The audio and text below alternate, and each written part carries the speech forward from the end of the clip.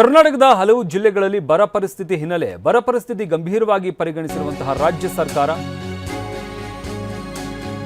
ಪ್ರಧಾನಿ ಮೋದಿಗೆ ಪತ್ರ ಬರೆದ ಸಿಎಂ ಡಿಕೆ ಶಿವಕುಮಾರ್ ಬರ ಸ್ಥಿತಿ ಅಧ್ಯಯನಕ್ಕೆ ಕೇಂದ್ರದ ತಂಡ ಕಳಿಸುವುದಕ್ಕೆ ಮನವಿ ಮಾಡಲಾಗಿದೆ. ಮೋದಿಗೆ ಬರೆದ ಪತ್ರದಲ್ಲಿ ಮನವಿ ಮಾಡಿದ ಸಿಎಂ ಡಿಕೆ ಶಿವಕುಮಾರ್ ಬರ ಅಧ್ಯಯನಕ್ಕೆ ಕೇಂದ್ರ ತಂಡ ಕಳಿಸುವುದರ ಜೊತೆಗೆ ಬರ ನಿರ್ವಹಣೆಗೆ ಅಗತ್ಯ ನೆರವಿಗೆ ಕ್ರಮ ಕೈಗೊಳ್ಳುವುದಕ್ಕೆ ಪತ್ರದ ಮುಖಾಂತರ ಪ್ರಧಾನಿಗೆ ಮನವಿಯನ್ನ ಮಾಡಲಾಗಿದೆ.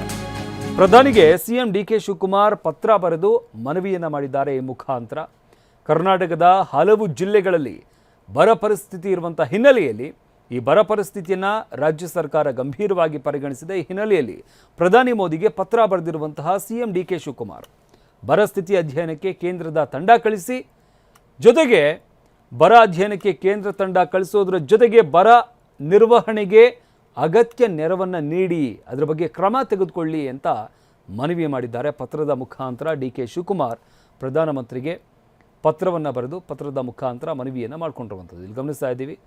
ಇದು ಡಿಕೆ ಶಿವಕುಮಾರ್ ಪ್ರಧಾನಿ ಮೋದಿಗೆ ಬರೆದಿರುವಂತಹ ಪತ್ರ. ಇದು ಒಂದು ನಿಯೋಗವನ್ನು ಕಳಿಸಿ, ನಿಯೋಗ ಕಳಿಸೋದ್ರ ಜೊತೆಗೆ ಬರ ನಿರ್ವಹಣೆಗೆ ಕ್ರಮ ತೆಗೆದುಕೊಳ್ಳಿ ಅಂತ, ಅಗತ್ಯ ನೆರವು ನೀಡಿ ಅಂತ ಪತ್ರದ ಮುಖಾಂತರ ಮನವಿಯನ್ನು ಮಾಡಿದ್ದಾರೆ ಡಿಕೆ ಶಿವಕುಮಾರ್. ಇನ್ನು ಪ್ರಧಾನಿಗಳಿಗೆ ಬರೆದ ಪತ್ರದ ಬಗ್ಗೆ ವಿಜೇಂದ್ರ ರಿಯಾಕ್ಟ್ ಮಾಡಿದ್ದಾರೆ. ಪ್ರಧಾನಿಗಳಿಗೆ ಬರದ ಬಗ್ಗೆ ಪತ್ರ ಬರೆಯೋದನ್ನು ಬಿಡಿ, ತಾವು ತಮ್ಮ ಸರ್ಕಾರ ಏನ್ ಮಾಡಿದೆ ಜನರ ಮುಂದಿಡಿ. ಸಿಎಂ ಡಿಕೆ ವಿರುದ್ಧ ಬಿವೈ ವಿಜೇಂದ್ರ ಎಕ್ಸ್ನಲ್ಲಿ ಪೋಸ್ಟ್ ಮಾಡಿದ್ದಾರೆ. ಬರ ಅಧ್ಯಯನಕ್ಕೆ ನೀವು ಸಚಿವರನ್ನ ನೇಮಕ ಮಾಡಿ, ತಿಮ್ಮಪ್ಪ ನಿಮಗೆ ಒಳ್ಳೆ ಬುದ್ಧಿ ನೀಡಲಿ ಅಂತ ಪೋಸ್ಟ್ ಮಾಡಿದ್ದಾರೆ. ಯಾವಾಗ ಸಚಿವರು ಬರ್ತಾರೆ ಅಂತ ಜನ ಕಾಯ್ತಾ ಇದ್ದಾರೆ. ನೀವು ರಿಯಲ್ ಎಸ್ಟೇಟ್ ವ್ಯವಹಾರದಲ್ಲಿ ಬ್ಯುಸಿ ಇದ್ದೀರಿ.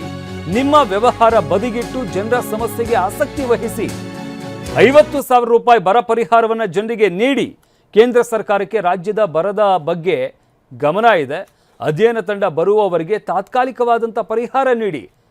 ಓಕೆ, ಪತ್ರ ಬರಿತಾ ಇದ್ದೀರಾ, ಆದರೆ ಪತ್ರ ಬರೆಯುವುದನ್ನು ಬಿಟ್ಟು ಮೊದಲು ನೀವು ಕ್ರಮ ತೆಗೆದುಕೊಳ್ಳಿ. ಸಚಿವರನ್ನ ನೇಮಿಸಿ. ಯಾವ್ಯಾವ ಜಿಲ್ಲೆಯಲ್ಲಿ ಎಷ್ಟು ಬರ ಇದೆ, ಅದರಿಂದ ಎಷ್ಟು ನಷ್ಟ ಆಗಿದೆ ರೈತರಿಗೆ, ಅದಕ್ಕೆ ಸಂಬಂಧಪಟ್ಟಂತೆ ಸಚಿವರನ್ನ ನೇಮಿಸಿ ಮಾಹಿತಿ ಪಡ್ಕೊಳ್ಳಿ. ಅದಾದ ನಂತರ ತಾತ್ಕಾಲಿಕವಾಗಿ ಯಾರು ನಿಜವಾಗಲೂ ರೈತರು ಸಮಸ್ಯೆಯಲ್ಲಿದ್ದಾರೆ ಅಂಥವ್ರಿಗೆ ತಾತ್ಕಾಲಿಕವಾದಂಥ ಪರಿಹಾರ ಕೊಡಿ. ಸದ್ಯಕ್ಕೆ ಒಂದು 50,000 ನೀಡಿ ರೈತರಿಗೆ.